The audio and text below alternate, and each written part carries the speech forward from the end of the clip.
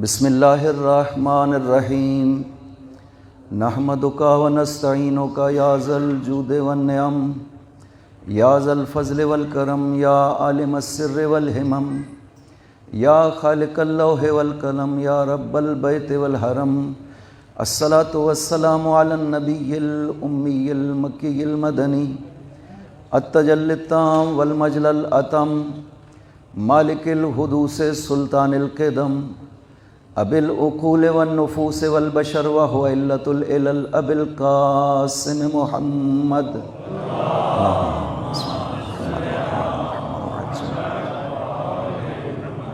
وعلى ابن عمه ووارث علمه وخلیفته صاحب الولایت التشریع والتکوین امیر المؤمنین وعلى السیدة المعصومة الجلیلہ التي هي جوهرة القدس من الكنز الخفي بدت فابدت تالیات الأحرف أئمة الغر بل أبيها سيما بقية الله الأعظم في الأرضين روح له الفداء وأرواح العالمين ولعنة الله على أعدائهم أجمعين أما بعد بسم الله الرحمن الرحيم وَيَقُولُ الَّذِينَ كَفَرُوا لَسْتَ مُرْسَلًا قُلْ كَفَى بِاللَّهِ شَهِيدًا بَيْنِي وَبَيْنَكُمْ وَمَنْ عِنْدَهُ عِلْمُ الْكِتَابِ صلوات محمد اللہم صلی علی محمد وآل محمد وعجل فرجہم۔ یوم ضربت ہے امیر المؤمنین، اور اس مناسبت سے ہم اپنے مولا و آقا کی خدمت میں تسلیت پیش کرتے ہیں اور جملہ مؤمنین کو تسلیت پیش کرتے ہیں۔ خداوند عظیم نے یہ توفیق عطا فرمائی کہ ہم اس ذکر مقدس کے لیے یہاں پہ حاضر ہو سکیں۔ یہ وہ ذکر ہے جسے خداوند عظیم پسند کرتا ہے۔ یہ جس ہستی کے ذکر کے لیے یہاں پہ ہم حاضر ہوئے ہیں، اس کائنات میں بعد از پیغمبر ان کی عظمتوں کو پہنچنا کسی کے لیے بھی ممکن نہیں ہے۔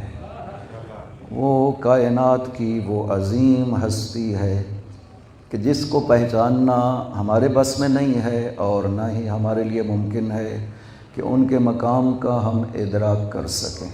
ہمیں یہ اعتراف کر لینا ہے کہ ہم ان کی صفات کو نہ پا سکتے ہیں، نہ پہنچ سکتے ہیں، نہ ادراک کر سکتے ہیں۔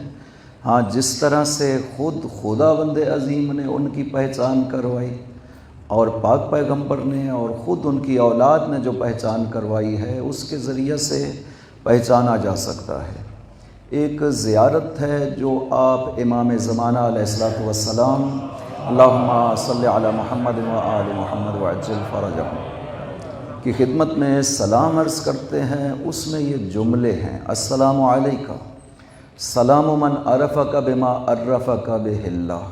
میرا سلام ہو آپ پہ، یہ اس کا سلام ہے جو آپ کو پہچانتا ہے ان صفات کے ذریعہ سے جن کے ذریعہ سے آپ کی پہچان خدا نے خود کروائی ہے۔ ان صفات کے ذریعہ سے عرفک پہچانتا ہے، اور خدا نے جو آپ کی صفات ذکر کی ہیں وہ عرفک ببعض نعوتک وانت اہلھا وفوقھا۔ خدا نے بھی آپ کی جو صفات بیان کی ہیں وہ بعض صفات ہیں، اور آپ ان کے بھی اہل ہیں، اور ان سے کہیں بڑھ کر کے آپ کے مقامات ہیں جو صفات آپ کی ذکر کی گئی ہیں۔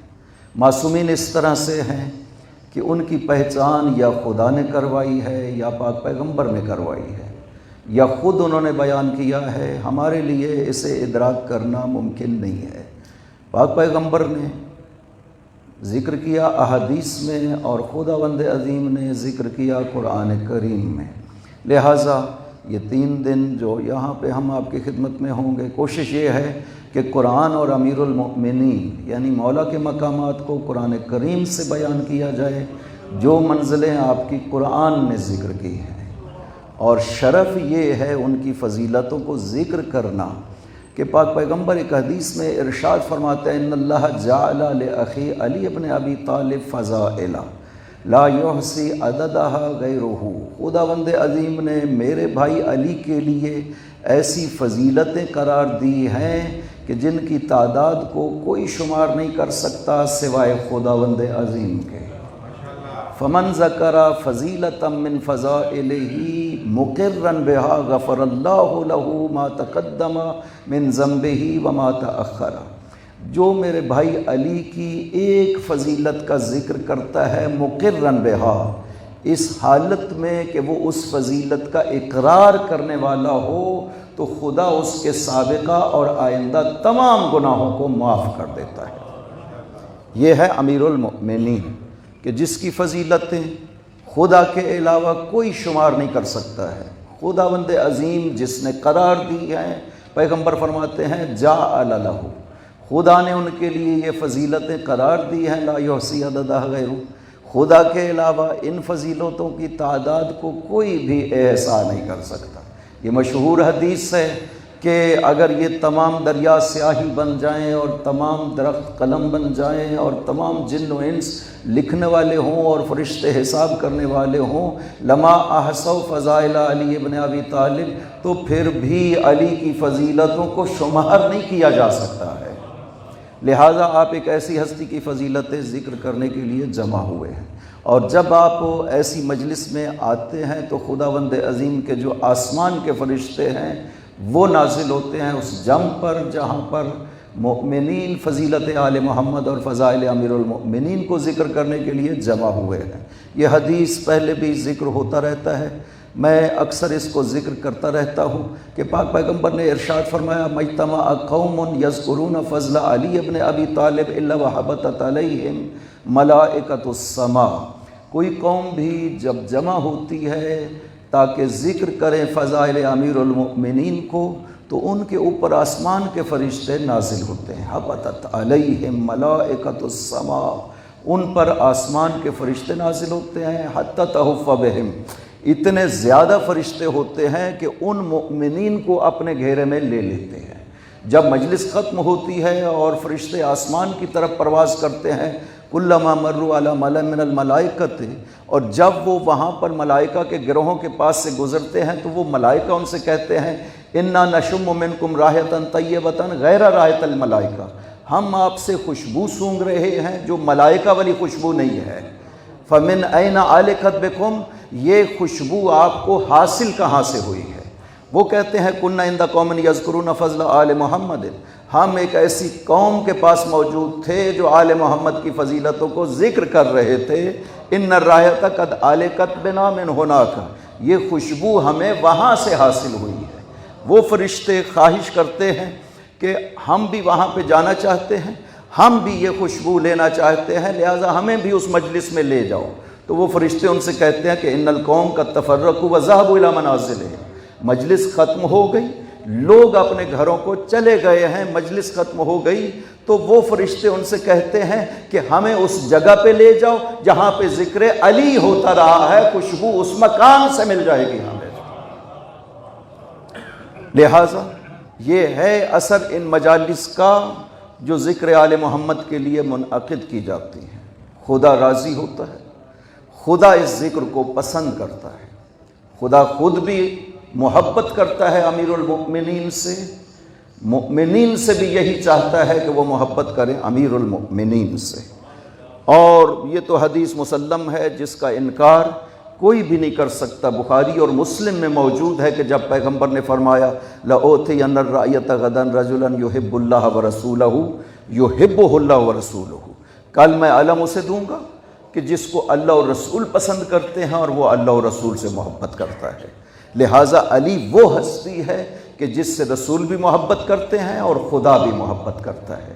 مؤمنین سے چاہتا ہے خداوند عظیم کہ تم بھی علی سے محبت کرو، اس لیے کہ محبت علی وہ اکسیر ہے کہ جب یہ کسی دل میں سما جاتی ہے تو خدا کی خاص رحمتیں اس قلب پہ نازل ہوتی ہیں۔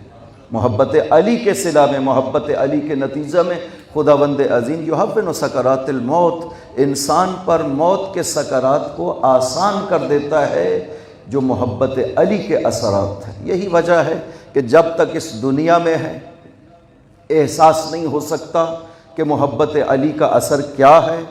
جب انسان اس دنیا سے جائے گا تب پتہ چلے گا کہ محبت علی کا اثر کیا ہے اور مقام محب علی کیا ہے۔ اذا بلغت الہنا، حدیث میں یہ لفظ ہے کہ جب آپ کی روح یہاں پر پہنچے گی، حدیث مفصل ہے، اشارہ کرتا ہوں کہ حکم ابن عتیبہ کا گھر ہے اور امام محمد باقر علیہ السلام موجود ہے۔ اللہم صلی علی محمد و آل محمد وعجل فرجہم والدار غاصا بأہلہا، اور لوگ کثرت سے موجود ہیں اور حضرت تشریف فرما ہے۔ ایک شخص دروازے سے داخل ہوتا ہے، سلام عرض کر کے عرض کرتا ہے ابن رسول اللہ اگر اجازت ہو تو میں آپ کے پاس آنا چاہتا ہوں۔ آپ نے لوگوں سے کہا، لوگوں نے راستہ دیا، وہ آیا اور حضرت کے پاس بیٹھا، اتنا قریب بیٹھا کہ اس کا زانو حضرت کے زانو سے متصل ہو گیا۔ اس نے کہا ابن رسول اللہ میں اپنا دین آپ پہ پیش کرنا چاہتا ہوں، اگر آپ تائید فرمائیں گے تو میں اس دین پہ باقی رہوں گا، اگر آپ تائید نہیں فرمائیں گے تو جیسا آپ حکم کریں گے ویسا قبول کر لوں گا۔ صلوات پڑھیے محمد و آل محمد۔ اللہم صلی علی محمد و آل محمد وعجل فرجہم۔ حضرت نے فرمایا کہو۔ اس نے عرض کیا ابن رسول اللہ انی احبکم و احب من یحبکم و ابغض عدوکم و ابغض کل من یحب عدوکم۔ ابن رسول اللہ آپ سے محبت کرتا ہوں اور ہر اس سے محبت کرتا ہوں جو آپ سے محبت کرتا ہے۔ وَأُبْغِضُ عَدُوَّكُمْ وَأُبْغِضُ كُلَّ مَنْ يُحِبُّ عَدُوَّكُمْ، اور آپ کے دشمن سے دشمنی رکھتا ہوں اور ہر اس سے دشمنی رکھتا ہوں جو آپ کے دشمن سے محبت کرتا ہے۔ اور أُحِلُّ حَلَالَكُمْ وَأُحَرِّمُ حَرَامَكُمْ، جس چیز کو آپ حلال کہتے ہیں میں بھی اسے حلال کہتا ہوں، جسے آپ حرام کہتے ہیں میں بھی اسے حرام کہتا ہوں۔ وَأَرْتَكِبُ أَمْرَكُمْ، اور آپ کے ظہور کا منتظر ہوں۔ فَهَلْ تَرْجُو لِي ابن رسول اللہ، کیا اس عقیدہ کے ساتھ میرے لیے امید ہے نجات کی؟ ابن رسول اللہ آپ نے ارشاد فرمایا کہ میں اپنے بابا کے پاس بیٹھا ہوا تھا اور اسی طرح جیسے تم نے مجھ سے سوال کیا ہے میرے بابا چوتھے امام سے اسی طرح ایک شخص نے آ کر کے سوال کیا، تو میرے بابا نے اسے ارشاد فرمایا اذا بلغت الی ہنا، جب تمہاری روح یہاں پر پہنچے گی تو وہاں پہ میں بھی موجود ہوں گا، بابا حسین بھی موجود ہوں گے، ہمارے جد علی بھی موجود ہوں گے، پیغمبر بھی موجود ہوں گے۔ تم ایسی چیزوں کو دیکھو گے کہ تمہاری آنکھیں بھی ٹھنڈی ہو جائیں گی، تمہارا دل بھی ٹھنڈا ہو جائے گا۔ یا علی یا علی، وہاں پہ پتہ چلے گا کہ محبت علی کے اثرات کیا ہے۔ رباح کا واقعہ میں اکثر ذکر کرتا ہوں تاکہ پتہ چل سکے کہ مقام علی اور محبت علی کے اثرات کیا ہے۔ جنازہ جا رہا ہے، پاک پیغمبر تشریف فرما ہے، مولا علی بھی موجود ہے، کچھ اصحاب بھی بیٹھے ہیں، 4 مزدوروں نے جنازہ اٹھایا ہوا ہے۔ پوچھا گیا تو کہا گیا، اصحاب نے کہا کہ یا رسول اللہ یہ رباح ہے بنی نجار کا غلام، بنی نجار والے زیادہ تر دشمن تھے امیر المؤمنین کے، یہ رباح تھا بنی نجار میں اور اس کو مارا ہے انہوں نے اور قتل کر دیا ہے۔ مولا علی نے پیغمبر اکرم سے عرض کیا یا رسول اللہ یہ جب بھی مجھے ملتا تھا تو ایک ہی جملہ کہتا تھا انی احبک یا علی، اے علی میں آپ سے محبت کرتا ہوں۔ پاک پیغمبر نے جب یہ سنا جملہ مولا علی کی زبان سے تو فرمایا کہ رباح کے جنازے کو ادھر لے آؤ۔ بلایا، رباح کے جنازے کو لایا گیا، پاک پیغمبر نے اپنے دست مبارک سے خود غسل دیا، اپنے پیراہن میں کفن دیا، جنازہ رباح لے کر کے چلے، پاک پیغمبر خود پیچھے جا رہے ہیں اور ساتھ اصحاب بھی موجود ہیں، مولا علی بھی ہمراہ ہے۔ تسبیح کی آوازیں سنیں لوگوں نے بہت زیادہ، عرض کیا یا رسول اللہ لوگ اتنے نہیں ہیں لیکن تسبیح کی آوازیں بہت زیادہ آ رہی ہیں۔ آپ نے ارشاد فرمایا خداوند عظیم نے جنازہ رباح کے لیے 70,000 دستے فرشتوں کے نازل کیے ہیں، ہر دستے میں 70,000 فرشتے ہیں، یہ تشییع جنازہ کر رہے ہیں رباح کا۔ پاک پیغمبر لے گئے قبر میں، خود قبر میں اترے، اپنے دست مبارک سے اسے قبر میں لٹایا، اپنے ہاتھوں سے قبر کو بند کر دیا اور ارشاد فرمایا کہ حوران جنت پانی لے کر کے رباح کا انتظار کر رہی تھی، اور پھر علی کی طرف رخ کر کے فرمایا ما نال ذالک الا بحبک یا علی، یہ رباح کو جو کچھ بھی ملا ہے یہ تیری محبت کے صلہ میں ملا ہے اے علی۔ یا علی یا علی، یہ ہے محبت علی، یہ وہ عظیم ہستی ہے اس کائنات کی کہ جس کے وصف بیان بھی نہیں کیے گئے اور جتنے بیان کیے گئے انہیں چھپایا گیا۔ یہ جملہ خلیل ابن احمد نے بھی کہا ہے اور جناب امام شافعی نے بھی کہا ہے کہ جب پوچھا گیا ما تقول فی وصف علی ابن ابی طالب، آپ مولا علی کے کچھ اوصاف کے بارے میں کیا کہتے ہیں؟ اس نے کہا ما اقول فی رجل، میں اس ہستی کے بارے میں کیا کہوں کہ جس کے اوصاف کو، جس کے صفات و مناقب کو اخفت اولیاءہ، جس کے اپنے اولیاء نے چھپایا، خوفاً من اعدائہ، دشمنوں کے خوف کے وجہ سے، اور مخالفوں نے چھپایا اس کے حسد کی وجہ سے۔ یہ دونوں طرح کے مخفی کیے گئے اوصاف علی، مدائح اور مناقب علی دشمنوں نے چھپائے حسد علی کی وجہ سے، دوستوں نے چھپائے دشمنوں سے خوف کی وجہ سے۔ پھر بھی علی کے اتنے فضائل پائے جاتے ہیں مالات الخافقین، کہ علی کے فضائل سے مشرق و مغرب پر نظر آتے ہیں فضیلت علی سے۔ یہ وہ ہستی ہے کہ جس کی فضیلتوں کو بیان نہیں کیا گیا، نہ بیان کیا جا سکا، اور خود پاک پیغمبر نے ارشاد فرمایا ہے علی میں تیری فضیلتیں بیان نہیں کر سکتا ہوں، اس لیے کہ لوگ برداشت نہیں کر سکتے فضائل علی کو۔ یہ بہت ضروری ہے، دو چیزیں بہت ضروری ہیں فضائل علی میں۔ ایک یہ ہے کہ انسان فضیلت علی کو سنے اور اس کا انکار نہ کرے۔ یہ عادت ہے، بعض دفعہ ہوتا ہے کہ کوئی فضیلت سنی اور کہا کہ نہ یہ تو نہیں ہو سکتا، ایسا پیغمبر نہ فرما سکتے ہیں اور نہ ایسی فضیلت ہو سکتی ہے، انکار کر دینا۔ ایک قرآن میں آیت ہے، خداوند عظیم ارشاد فرماتا ہے وَقَدِمْنَا إِلَىٰ مَا عَمِلُوا مِنْ عَمَلٍ فَجَعَلْنَاهُ هَبَاءً مَنْثُورًا، ہم قیامت کے دن لوگوں کے عمل کو لیں گے اور پھر انہیں فضا میں اسی طرح بکھیر دیں گے جیسے فضا میں ذرے بکھر جاتے ہیں۔ یعنی ہم عمل کی قدر و قیمت ختم کر دیں گے، لوگوں نے عمل کیے ہوں گے لیکن ان کی کوئی قدر و قیمت نہیں ہوگی ہماری بارگاہ میں، ہم ان کے اعمال کو ختم کر دیں گے۔ فَجَعَلْنَاهُ ہباءً منصورا، ہباء منصور کہا جاتا ہے یہ ذرات جو آپ کو روشنی میں جب دیکھیں گے شعاع میں تو فضا میں بکھرے ہوئے جو چھوٹے چھوٹے ذرات نظر آتے ہیں، انہیں ہباء منصور کہتے ہیں۔ خدا فرماتا ہے قرآن کریم میں کہ ہم ان کے اعمال کو ہباء منصورہ قرار دیں گے، یعنی عمل کرنے والے مسلمان ہیں۔ یہ نہیں ہے کہ کسی کافر نے عمل کیا ہے اور اس کی بات کر رہا ہے خداوند، نہ عمل کرنے والے مسلمان ہیں، اور پھر بھی خدا فرما رہا ہے ان کے عمل کو ہم ذرات میں بدل دیں گے، فضا میں بکھیر دیں گے، قدر و قیمت و اعمال کی ختم کر دیں گے۔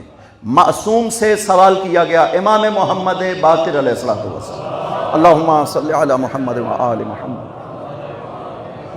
حضرت نے اسی آیت کے ذیل میں تفسیر صافی وغیرہ میں یہ حدیث اسی آیت کے ذیل میں موجود ہے کہ جب حضرت سے پوچھا گیا ابن رسول اللہ یہ کون اعمال ہیں، یہ کون سے لوگ ہیں جن کے اعمال کو خدا اس طرح سے کہہ رہا ہے ہم ختم کر دیں گے؟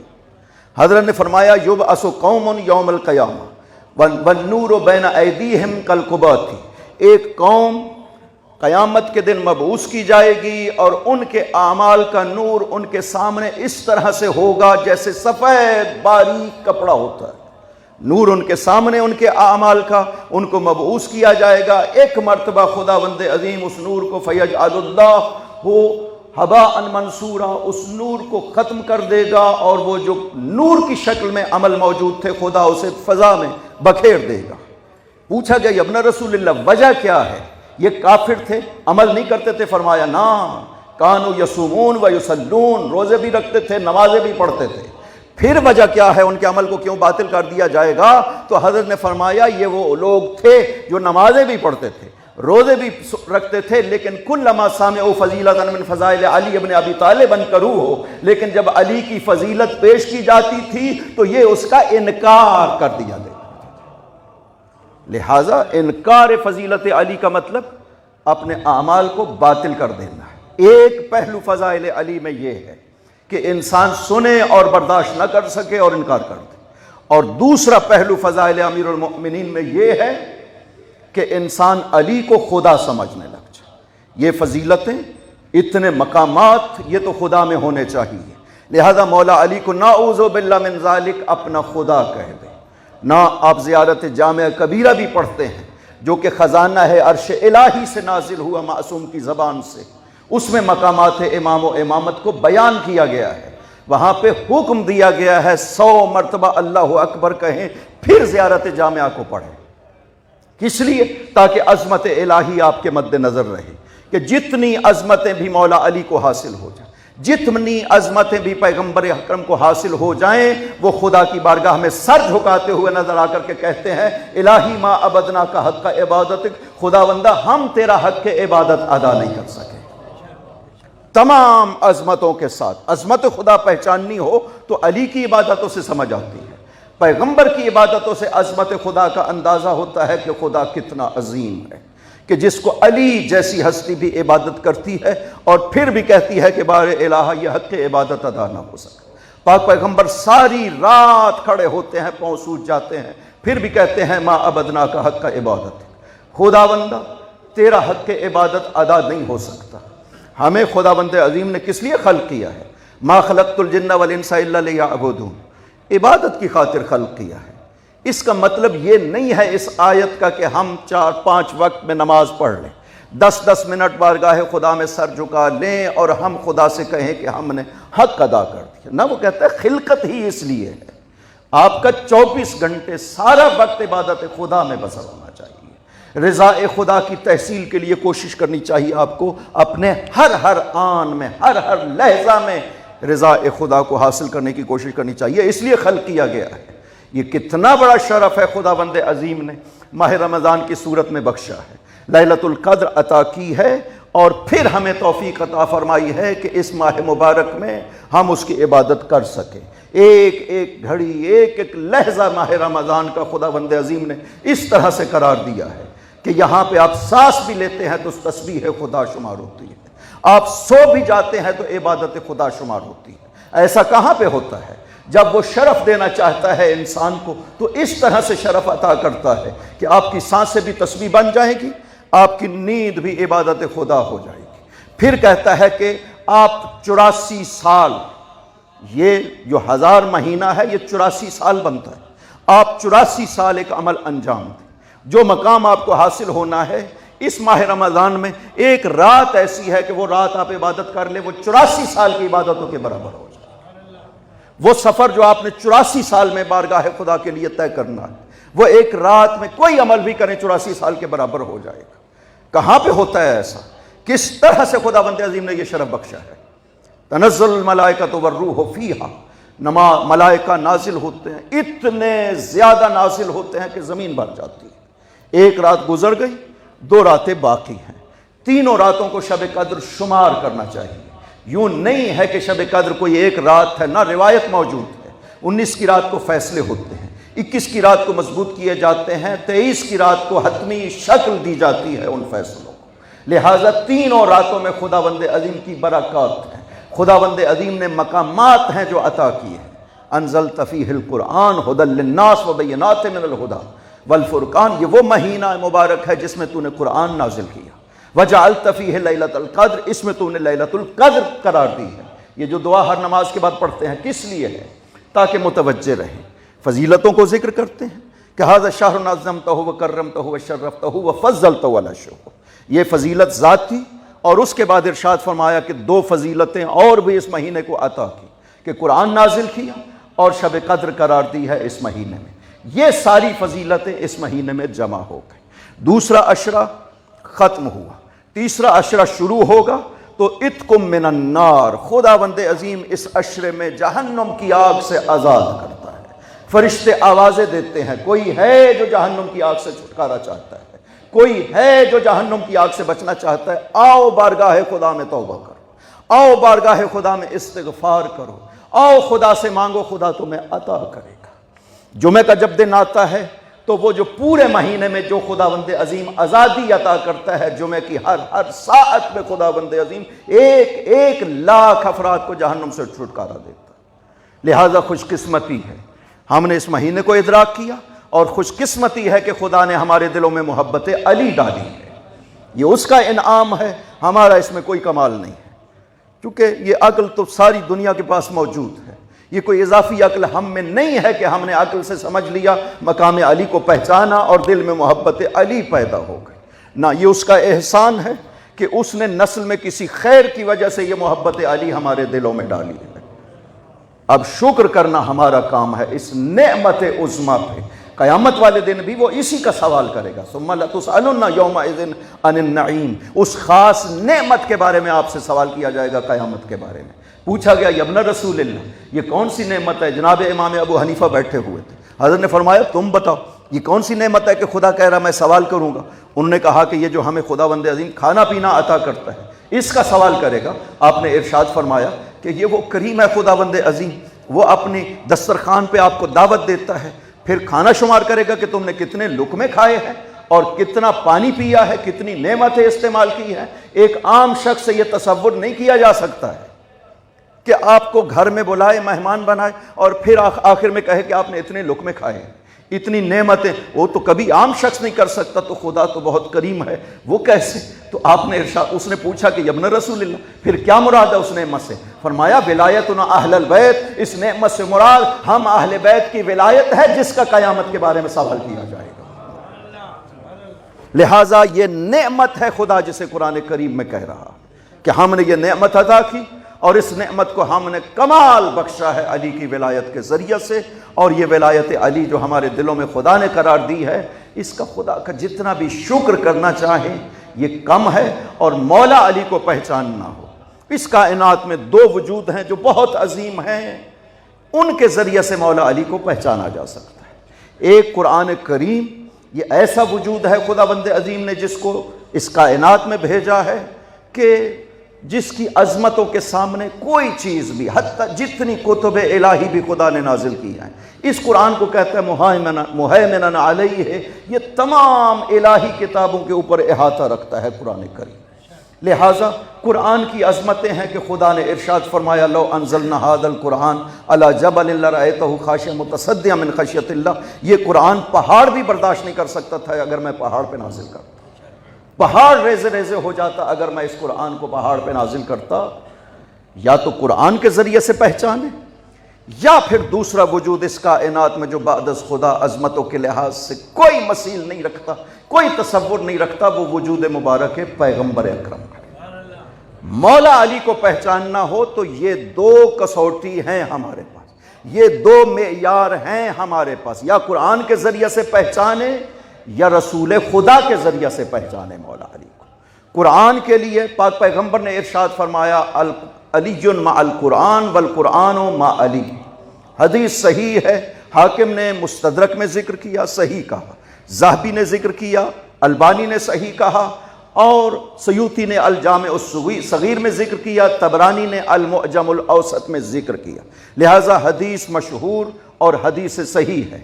پاک پیغمبر ارشاد فرماتے ہیں علی مع القرآن والقرآن مع علی لن یفترقا حتی یردا علی الحوض.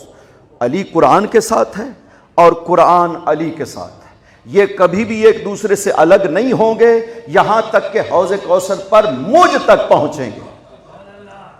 قرآن کی کیا صفات ہے؟ قرآن نے خود اپنے بارے میں قرآن میں کیا کہا ہے؟ کبھی کہا کہ یہ ھدی للمتقین ہے، کبھی کہا یہ کتاب مبین ہے، کبھی کہا یہ فرقان ہے جو حق و باطل کے بیچ میں فرق کرتا ہے، کبھی کہا کہ ایمان بے قرآن یعنی اسلام، ایمان قرآن اس طرح کی حقیقتوں کا حامل ہے. اب جو حقیقتیں قرآن کے لیے قرار دی گئی ہیں وہی حقیقتیں علی کے لیے قرار دی گئی ہیں. قرآن اگر ھدی للمتقین ہے تو علی امام مبین ہے، قرآن اگر کتاب مبین ہے تو علی امام مبین ہے. قرآن میں اگر لا رطب ولا یابس الا فی کتاب مبین ہے تو کل شیء احصیناہ فی امام مبین علی کے لیے فرمایا ہے. قرآن کو اگر ماننا ہے تو مومن بنتا ہے، مسلمان بنتا ہے، اگر قرآن کا انکار کرتا ہے تو کافر بنتا ہے. اگر علی کو مانتا ہے تو مومن بنتا ہے، علی کا انکار کرتا ہے تو منافق بنتا ہے. یا علی یا علی. وہ جتنے حقائق قرآن کے لیے ہے، وہ لو انزلنا ھذا القرآن علی جبل لرأیتہ خاشعا متصدعا من خشیۃ اللہ. قرآن پہاڑ پہ نازل ہوتا تو پہاڑ برداشت نہ کر سکتا. سہل ابن حنیف کی جب وفات ہوئی جمل سے واپسی پہ، تو مولا علی کو جب عرض کیا گیا یا امیر المؤمنین سہل ابن حنیف دنیا سے چلا گیا، تو آپ نے یہ جملہ ارشاد فرمایا لو احبنی جبل لتہافت. اگر علی سے محبت پہاڑ بھی کرے تو پہاڑ بھی گر پڑے گا. یہ عظمت علی ہے کہ خداوند عظیم پاک پیغمبر قرآن کے ساتھ ذکر کر رہے. اس حدیث کا انکار نہیں کیا جا سکتا ہے۔ علی مع القرآن، دو جملے پاک پیغمبر نے ارشاد فرمائے، علی مع القرآن والقرآن مع علی۔ یہ دو جملے کیوں ارشاد فرمائے؟ ایک جملہ کافی تھا کہ علی قرآن کے ساتھ، دوسرا جملہ خود بخود ثابت ہو جاتا کہ قرآن بھی علی کے ساتھ ہے۔ قبلہ تشریف فرما ہے، اس اضافہ اور نسبت کو متفقۃ الاطراف کہا جاتا ہے۔ ایک علمی اصطلاح ہے کہ جو اضافہ اور نسبت متفقۃ الاطراف ہوتا ہے، یعنی جس کے دونوں طرف ایک جیسے ہوتے ہیں، تو ایک طرف ذکر کرنی ہوتی ہے، ضرورت نہیں ہوتی دوسرے کی۔ جیسے آپ کہتے ہیں کہ میں فلاں کا بھائی ہوں، تو یہ کہنے کی ضرورت نہیں ہے کہ وہ میرا بھائی ہے، خود بخود ثابت ہو جاتا ہے کہ وہ آپ کا بھائی ہے۔ یہاں پہ بھی اسی طرح مائیت کو بیان کرنا ہے نا کہ علی مع القرآن، علی قرآن کے ساتھ ہے، تو یہ کہنے کی ضرورت نہیں ہے کہ قرآن علی کے ساتھ ہے، لیکن پیغمبر نے بیان کیا ہے علی مع القرآن والقرآن مع علی۔ رسول تو ایسے گفتگو نہیں کرتے ہیں وما ینطق عن الہوی ان هو الا وحی یوحی، اس میں مصلحت اور حکمت ہونی چاہیے۔ یا رسول اللہ، آپ جو دو جملے ارشاد فرما رہے ہیں، وجہ کیا ہے؟ وجہ یہ ہے کہ رسول خدا نے جو ارشاد فرمایا ہے اس میں کہا علی مع القرآن، اور پھر فرمایا والقرآن مع علی، یعنی ابتدا بھی علی ہے اور انتہا بھی علی ہے۔ قرآن بغیر علی کے نہ ابتدا میں سمجھ آتا ہے نہ انتہا میں سمجھ آتا ہے۔ یعنی اگر فہم قرآن چاہتے ہیں تو جب تک علی ہمراہ نہیں ہوں گے، اس مائیت کا مطلب یہ ہے کہ سارے حقائق قرآن کریم کے جتنے بھی خداوند عظیم نے حقیقت ہے، یہ قرآن خلاصہ ہے علم و حکمت الہی کا، کیونکہ خود ارشاد فرماتا ہے کہ انہو وانک لتلقی القرآن من لدن حکیم علیم۔ یہ جو قرآن آپ کے اوپر القاء کیا گیا ہے کس کی طرف سے ہے؟ من لدن حکیم علیم، اس خداوند کی طرف سے جو حکمت والا ہے اور علم والا ہے۔ ان دو صفات کو ذکر کرنے کا مطلب یہ ہے کہ یہ قرآن حامل ہے حکمت اور علم الہی کو۔ صلوات پڑھیے محمد و آل محمد، اللہم صلی علی محمد و آل محمد وعجل فرجہ۔ یہ قرآن اس طرح سے ہے کہ حکمت و علم الہی قرآن میں پایا جاتا ہے، چونکہ تمام آسمانی کتابوں کے اوپر مہیمن قرار دیا ہے، لہٰذا تمام آسمانی کتابوں کا خلاصہ قرآن میں موجود ہے، تمام انبیاء کے علوم کا خلاصہ قرآن میں موجود ہے۔ یہ وہ قرآن ہے، پیغمبر فرماتے ہیں یہ علی کے ساتھ ہے اور علی قرآن کے ساتھ ہے، یعنی اس قرآن کو سمجھنا ہو تو بغیر علی کے نہیں سمجھا جاتا، اور علی کو سمجھنا ہو تو بغیر قرآن کے نہیں سمجھا جاتا ہے۔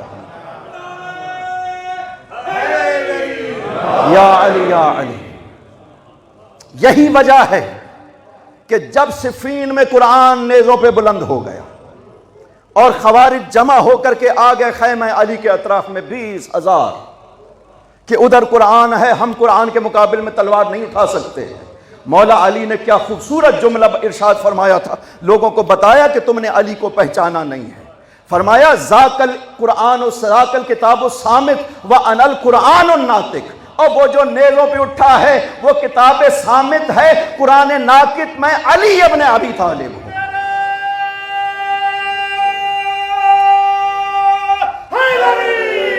یا علی یا علی، اللہم صلی علی محمد و آل محمد وعجل فرج۔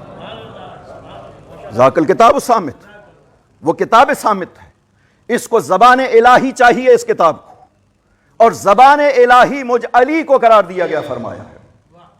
یہی وجہ ہے کہ نہج البلاغہ میں 147 نمبر خطبے میں ارشاد فرماتے ہیں کہ ھذا کتاب اللہ بین ایدیکم فاستنطقوہ، یہ کتاب الہی آپ کے سامنے ہے، اس سے بلواؤ یہ تمہارے ساتھ گفتگو کرے۔ فیہ خبر ما مضی و حدیث لما یاتی و نظم امرکم و دواء دائکم، اسی قرآن کریم میں گزشتہ کی خبریں ہیں، آئندہ کی خبریں ہیں، تمہارا انتظام ہے دنیا کا، تمہاری بیماریوں کی دوا اسی قرآن میں موجود ہے۔ فاستنطقوا، تم اس قرآن کو بلاؤ تمہارے ساتھ گفتگو کرے۔ لن ینطق، یہ قرآن کبھی تمہارے ساتھ گفتگو نہیں کرے گا، ولکنی اخبرکم، مجھ علی کو خدا نے زبان قرآن بنایا ہے، میں تمہیں بتاؤں گا خدا قرآن میں کہتا کیا ہے۔ یہی وجہ ہے کہ مولا امیر نے مسلسل لوگوں سے کہا کہ مجھ سے قرآن کے بارے میں سوال کرو، قرآن کی ہر آیت کے بارے میں مجھ سے سوال کرو، میں تمہیں بتاؤں گا کہ خدا قرآن میں کیا کہہ رہا ہے۔ یہ دعویٰ کسی نے نہیں کیا، یا امیر نے کیا ہے یا اولاد امیر المؤمنین نے کیا ہے۔ انہوں نے فرمایا ہے کہ ہم اس قرآن کو اسی طرح پہچانتے ہیں جیسے آپ اپنی ہتھیلی کو پہچانتے ہیں، من اول ہی الی آخر ہی، اول و آخر سے فی ہے۔ چھٹے امام کی بھی حدیث ہے اور مولا کی بھی یہ حدیث ہے جو کہ مشہور ہے، سلونی سلونی قبل ان تفقدونی۔ مجھ سے پوچھو، میں تمہیں بتاؤں گا، آسمان کی خبریں بھی بتاؤں گا، زمین کی خبریں بھی بتاؤں گا۔ فاسألونی عن القرآن، مجھ سے پوچھو قرآن کے بارے میں، ما من آیت نازلت الا وانا اعلم بها، کوئی قرآن کی آیت نازل نہیں ہوئی مگر علی سب سے زیادہ اس کا علم رکھتا ہے۔ صلوات پڑھیے محمد و آل محمد، اللہم صلی علی محمد و آل محمد وعجل فرجہ۔ لہذا یہ کہاں سے علم حاصل ہوا مولا علی کو؟ مولا علی یہ علم تحصیلی علم نہیں ہے کہ جس طرح سے باقی اصحاب محضر پیغمبر میں بیٹھ کے علم حاصل کرتے رہے، علی نے بھی اس طرح علم حاصل کیا۔ نہ، علی تو وہ ہے جو کہتے ہیں علمنی رسول اللہ الف باب من العلم وقد انفتح من کل باب الف باب۔ علی وہ ہے جسے پاک پیغمبر نے 1000 باب علم تعلیم دیا ہے، اور ہر دروازے سے 1000 دروازہ علی کے لیے کھلا ہے۔ علی کا علم تو اس طرح سے ہے۔ لہٰذا علی کے لیے پاک پیغمبر نے یہ جو جملے ارشاد فرمائے تھے نا کہ علی جو میں سنتا ہوں وہ آپ سنتے ہیں، جو میں دیکھتا ہوں وہ آپ دیکھتے ہیں، اس کا مطلب ہے کہ قرآن پیغمبر اکرم پہ نازل ہوتا تھا، جیسے پیغمبر کے قلب پہ نازل ہوتا تھا اسی وقت قلب علی پہ ظاہر ہوا کرتا تھا قرآن کریم۔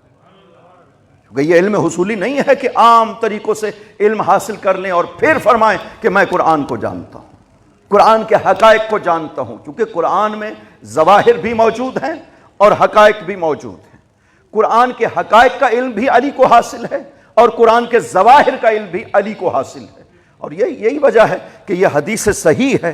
بڑی بڑی جو حدیث کی کتابیں ہیں، مسند احمد حنبل، مصنف ابن ابی شیبہ، طحاوی مشکل الآثار طحاوی، ان سب کتابوں میں یہ حدیث موجود ہے۔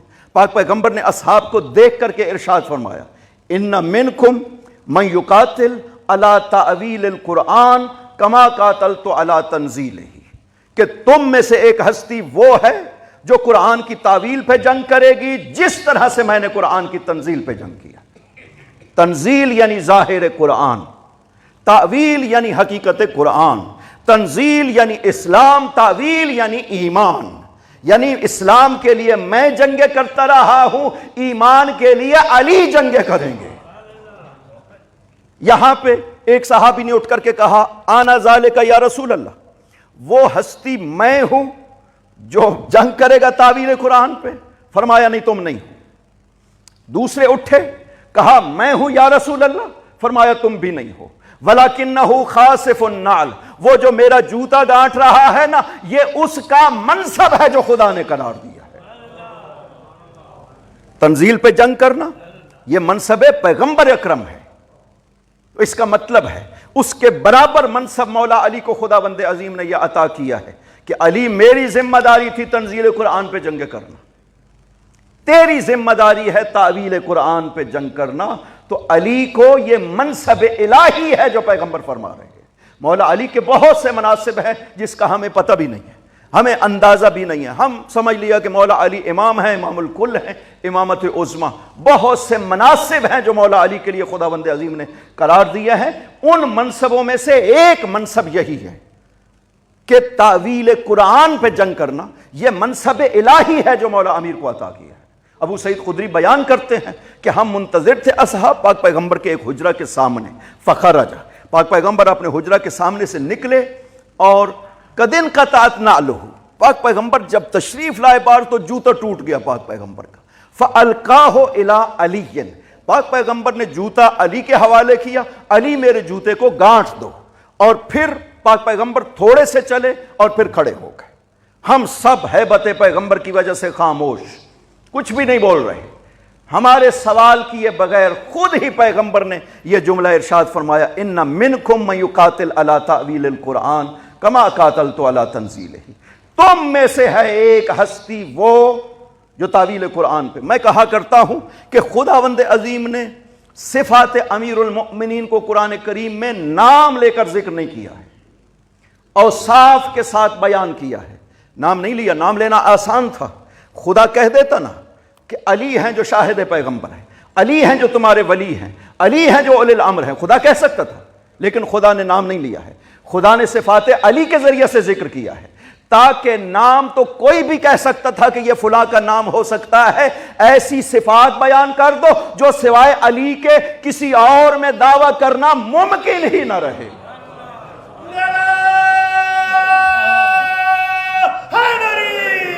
یا علی یا علی اللہم صلی علی محمد وآل محمد وعجل فرج۔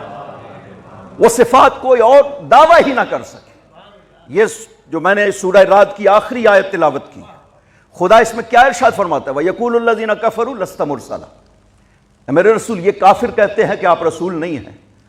قُلْ كَفَىٰ بِاللَّهِ شَهِيدًا بَيْنِي وَبَيْنَكُمْ وَمَنْ عِندَهُ عِلْمُ الْكِتَابِ، پیغمبر آپ ان سے فرمائیں نا کہ میری رسالت کے دو گواہ میرے پاس موجود ہیں، ایک اللہ گواہ ہے اور دوسرا وہ ہستی گواہ ہے جس کے پاس پوری کتاب کا علم ہے۔ اب یہ ایک وصف ہے جو خدا نے ذکر کر دیا، ایک گواہ میں خود ہوں، خدا کہتا ہے میں بنانے والا ہوں، اور دوسرا گواہ وہ ہستی ہے اندہ علم الکتاب۔ یہ ایک ایسا وصف تھا کہ کوئی دعویٰ نہیں کر سکتا کہ یہ میں ہوں۔ باقی کہہ سکتے ہیں کہ عابد کہا گیا، صالح کہا گیا، صالح المؤمنین کہا گیا، وہ میں ہوں، کوئی بھی کہہ سکتا تھا، لیکن یہ ایک ایسا وصف ہے کہ اس کا کوئی دعویٰ نہیں کر سکتا، کیونکہ کوئی بھی دعویٰ کرے گا اور آپ اس سے قرآن کی کسی آیت کے بارے میں پوچھ لیں، بتا نہ سکے تو پتہ چل جائے گا کہ یہ اپنے دعویٰ میں صادق نہیں ہے۔ ایک مرتبہ ہے تاریخی طور پہ ثابت کرنا پڑے تو وہ تاریخ میں بہت سے آپ کو حوالے مل جاتے ہیں، لیکن حقیقت کے لحاظ سے اگر ثابت کرنا پڑے، علم الکتاب ثابت کرنا پڑے کہ پوری کتاب کا اس کے پاس علم ہو، یہ اگر ثابت کرنا پڑے تو یہ پھر بغیر علم کے ثابت کرنا ممکن نہیں ہے۔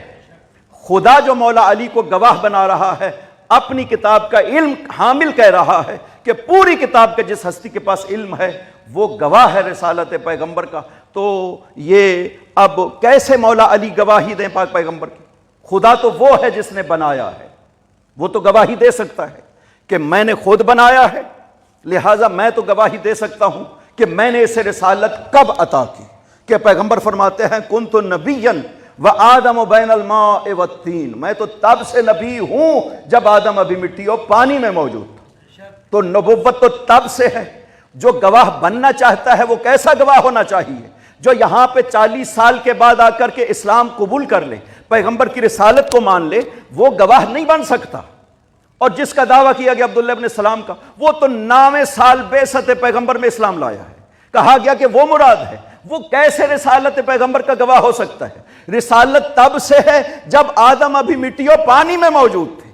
گواہی دینے والا اب اسلام لا رہا ہے تو وہ کیسے بتا سکتا ہے کہ میں کب سے انہیں رسول دیکھ رہا ہوں؟ ایسا ہونا چاہیے کہ جو عالم نورانیت میں بھی اسی طرح موجود ہو جیسے دنیا میں گواہی دینے کے لیے موجود ہے۔ یا علی یا علی۔ اور مولا علی نے خود ارشاد فرمایا کہ جب حارث حمدانی نے یہ سوال کیا کہ یا امیر المؤمنین اپنے بارے میں کچھ ارشاد فرمائی، اس لیے کہ آپ کے بارے میں لوگوں کے دلوں میں زنگ پایا جاتا ہے، کچھ ہیں جو بہت آگے نکل گئے، کچھ ہیں جو پیچھے رہ گئے، اور ایک تیسرا گروہ ہے منہم متردد مرتاب، جو ابھی شک میں ہیں کہ آگے جائیں یا پیچھے جائیں۔ فرمایا نا یا ہارو حمدان ان خیر شیعت النمت الاوسط الیہم یفیع الغالی وبہم یلحق التالی، علی کا بہترین شیعہ وہ ہے جو درمیان راستے پہ چل رہا ہے، جو آگے نکل گیا ہے اسے بھی واپس آنا ہے، اور جو پیچھے رہ گیا اسے بھی ان کے ساتھ شامل ہونا ہے۔ یہ ہے علی کے شیعہ۔ اور پھر جب فرمایا نا کہ مولا کچھ اور ارشاد فرمائیے، تو آپ نے ارشاد فرمایا جب پوچھ رہے ہو تو غور سے سنو، میں علی تمہیں بتاتا ہوں کہ میں علی کون ہوں۔ انا عبداللہ و اخو رسول اللہ وصدیقہ الاول وصدقتہ وآدم بین الماء والجسد، میں علی اللہ کا بندہ ہوں اور رسول کا بھائی ہوں، اور پیغمبر کی سب سے پہلی تصدیق کرنے والا میں علی ہوں۔ میں نے تب بھی سب سے پہلے تصدیق کی تھی جب آدم ابھی مٹی اور پانی میں موجود تھے۔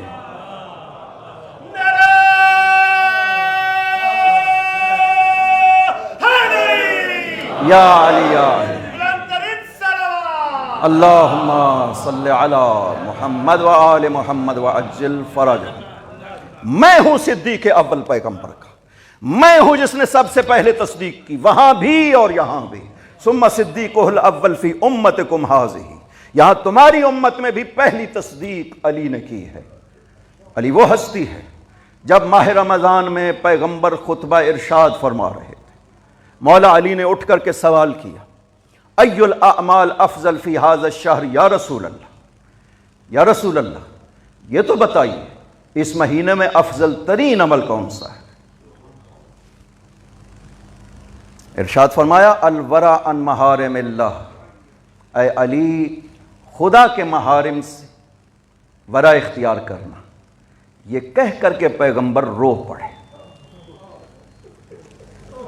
علی نے سوال کیا ما یبکی کا یا رسول اللہ، یا رسول اللہ آپ روئے کیوں ہیں؟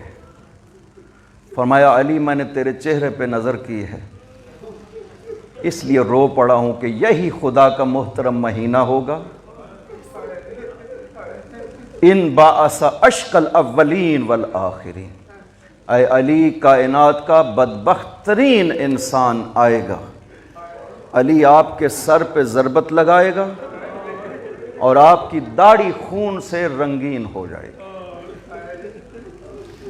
دو مرتبہ فرمایا، ایک مرتبہ پہلے بھی فرمایا تھا جنگ احد میں بھی، جب علی کے زخموں کو باندھ رہے تھے نا، وہاں پہ بھی رو پڑے تھے اور کہا علی وہ وقت بھی آ جائے گا کہ جب تیرے سر پہ زخم لگایا جائے گا، یہ تیری داڑھی تیرے خون سے رنگین ہو جائے گی۔ وہی ماہ رمضان آ گیا۔ اس ماہ مبارک میں علی ہمیشہ زندگی کا دستور تھا، لیکن اس ماہ مبارک میں علی بہت کم کھانا کھا رہے تھے۔ ایک دن اپنے ایک بیٹے کے گھر، ایک دن اپنے ایک بیٹے کے گھر، ایک دن ایک بیٹی کے گھر، ایک دن ایک بیٹی کے گھر۔ یہ 19 کی شب علی اپنی بیٹی ام کلثوم کے گھر تھی۔ بیٹی اپنے باپ کی اس رات کی حالت کو بیان کرتی ہے کہ یہ پوری رات میرے بابا سوئے نہیں ہیں، نماز، استغفار، درود کثرت سے پڑھ رہے تھے۔ کبھی مصلی پہ بیٹھتے، کبھی اٹھ کر کے باہر چلے جاتے، آسمان کی طرف دیکھ کر کے کہتے تھے واللہ ہے اللیلۃ التی اخبرنی بہا حبیبی، یہ وہی رات ہے کہ میرے حبیب نے آج مجھے خبر دی تھی، یہ وہی رات ہے۔ بیٹی جب سوال کرتی تو کہتے کہ بیٹی یہی تو رات ہے جس کا علی انتظار کرتے رہے۔ افطار میں جب دودھ اور نمک روٹی لایا گیا نا، تو علی نے بیٹی سے کہا کہ بیٹی ایک چیز اٹھا لیجئے، کبھی دیکھا ہے علی کے دسترخوان پہ دو چیزیں ہوں؟ بیٹی نے نمک اٹھانا چاہا کر، نہیں بیٹی دودھ اٹھا لو، علی نمک کے ساتھ افطار کر لے گا کافی ہے۔ علی کا ساری زندگی اس طرح سے رہا۔ بیٹی بیان کرتی ہے کہ بار بار کبھی باہر چلے جاتے، کبھی آسمان کو نظر کرتے، کبھی آ کر کے عبادت کرتے، ذکر الہی میں مشغول رہتے، بار بار اپنی موت کے حوالے سے کہہ رہے تھے۔ بیٹی نے جب یہ عرض کیا نا کہ بابا آپ اپنی موت کی خبریں کیوں دے رہے ہیں، تو کہا بیٹی یہ تو فیصلہ ہے، وہ یہ وہی گھڑی ہے جس کا علی سے وعدہ کیا گیا ہے۔ اور جب صبح کے لیے آمادہ ہوئے نا مسجد میں جانے کے لیے، بیٹی نے عرض کیا کہ بابا آپ کسی کو کہہ دیں کہ وہ چلا جائے۔ کہا نہیں بیٹی یہ خدا کی مصلحت ہے، یہ خدا کی رضا ہے اور اسی میں علی بھی راضی ہے۔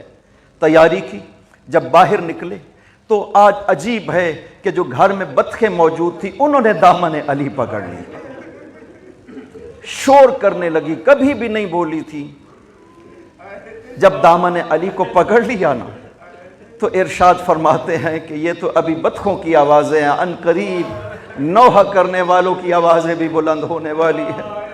اور جب دروازے سے باہر نکل رہے تھے تو کنڈی کے ساتھ ابا کو جب پکڑا ہوا نا کنڈی نے، تو ایک مرتبہ ایک جملہ ارشاد فرمایا کہ موت کے لیے اپنی کمر کو آمادہ کر لو، جب موت حل بوادی کا آپ کے اوپر موت آنے والی ہے۔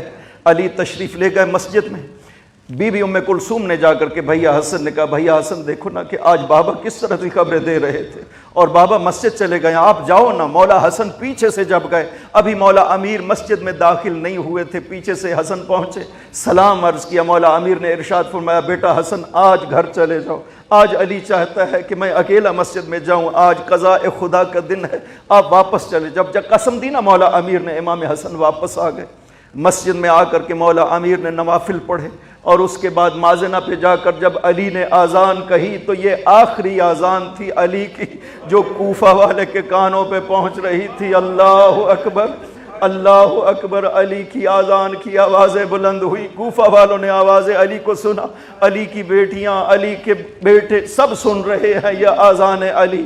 اور جب آئے مازنہ سے نیچے آ کر کے لوگوں کو اٹھا رہے ہیں، ابن ملجم بھی سویا ہوا تھا، اس نے خنجر کو اپنے نیچے چھپایا ہوا تھا۔ مولا امیر نے اسے اٹھا کر کے ارشاد فرمایا کہ علی اگر چاہے تو تجھے بتا سکتا ہے، تم ایسا کام کرنے والے ہو جس سے آسمان ٹوٹ پڑے گا، زمین لرز جائے گی، پہاڑ لرز جائیں گے، جو کام تم کرنے والے ہو۔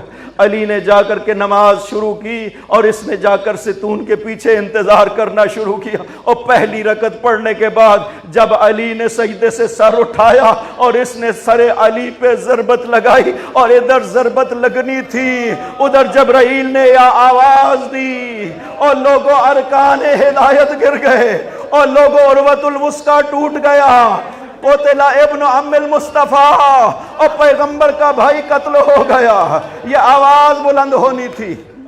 کوفہ میں شور بپا ہوا، اہل کوفہ نے مسجد کی طرف دوڑنا شروع کیا۔ شہزادے مسجد میں آئے، جب شہزادوں نے دیکھا نا کہ مولا محراب مسجد میں بیٹھے ہوئے ہیں، اپنے کپڑے سے اپنے سر کو باندھا ہوا ہے، مٹی اٹھا کر کے اپنے سر پہ ڈال رہے ہیں، اور اتنا خون بہ رہا تھا کہ چہرہ علی سرخ ہو گیا، علی کی داڑھی سرخ ہو گئی، اور وہ وعدہ جو پیغمبر نے دیا تھا آج پورا ہو گیا۔ علی نے امام حسن کو دیکھا، کہا بیٹا حسن تم نماز پڑھو۔ امام حسن نے نماز پڑھائی، مولا امیر نے بیٹھ کر اشاروں میں نماز پڑھی، اور جب نماز پڑھ کر کے امام حسن آئے نا علی کے پاس، مولا علی غش کھا چکے تھے، سر علی کو لیا اپنی گود میں رکھا، اور جب آنسو گرے امام حسن کے چہرہ علی پر، ایک مرتبہ آنکھیں کھول کر کے فرمایا بیٹا حسن تم کیوں رو رہے ہو، آج تیرے بابا کی مصیبتیں ختم ہو گئیں، اور بیٹا حسن وہ وقت بھی آنے والا ہے جب تجھے زہر مل جائے گی، تیرا جگر کٹ کٹ کے گرے گا، اور بیٹا حسن تیرے بھیا حسین کو کربلا میں پیاسا مارا جائے گا۔ میں کہوں گا مولا یہ خوش قسمتی تھی آپ کی کہ آپ کے بیٹے موجود ہیں جنہوں نے آپ کو اٹھایا، آپ کو گھر میں لے کر کے آئے۔ آئیے نا کربلا میں اپنے بیٹے حسین کو دیکھیں، اللہ سے حسین جس پہ گھوڑے دوڑائے جا رہے ہیں، اور ایک بہن ہے جو آوازیں دے رہی ہے او مسلمانوں یہ نواسہ نبی قتل ہو رہا ہے، کوئی تو آؤ نواسہ نبی کو بچاؤ۔ وَسَيَعْلَمُ الَّذِينَ ظَلَمُوا أَيَّ مُنْقَلَبٍ يَنْقَلِبُونَ